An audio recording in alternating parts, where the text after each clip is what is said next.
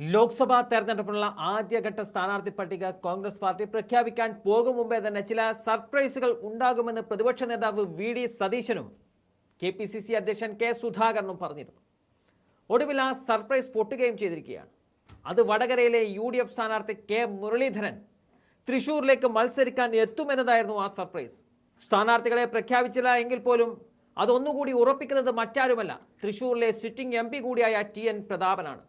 അദ്ദേഹം കെ. മുരളീധരന് ചുവരെഴുതിക്കൊണ്ടാണ് മുരളീധരനെ തൃശൂരിലേക്ക് സ്വാഗതം ചെയ്യുന്നത്. ബി.ജെ.പി. കേരളത്തിൽ ആദ്യമായി അക്കൗണ്ട് തുറന്ന നേമത്ത് ബി.ജെ.പിയുടെ അക്കൗണ്ട് പൂട്ടിക്കാൻ കെ. മുരളീധരന് സാധിച്ചിരുന്നു. അവിടെ ജയിച്ചത് ശിവൻകുട്ടിയായിരുന്നുവെങ്കിലും മുരളിയുടെ വരമാണ് ബി.ജെ.പിയെ തടഞ്ഞു നിർത്തിയത്. അതേ മുരളീധരൻ ഇപ്പോൾ ബി.ജെ.പിക്ക് ഏറെ ജയസാധ്യത കൽപ്പിക്കപ്പെടുന്ന തൃശൂരിലേക്ക് എത്തുമ്പോൾ മത്സരം പൊടിപാറുമെന്നത് ഉറപ്പാണ്. കഴിഞ്ഞ ദിവസം സഹോദരി പത്മജ വേണുഗോപാൽ ബി.ജെ.പിയിലേക്ക് ചേർന്നതോടെയാണ് കോൺഗ്രസ് ചുവട് മാറ്റിക്കളിച്ചത്.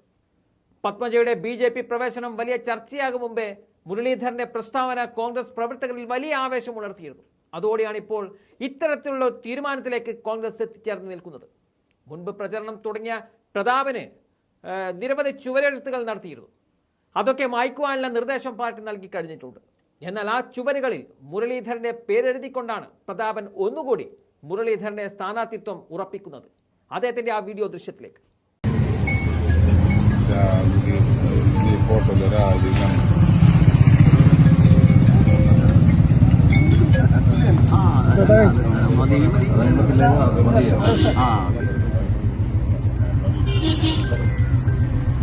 മുരളി കെ. മുരളീധരൻ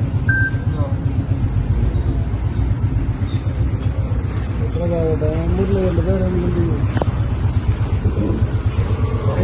വരുന്നു.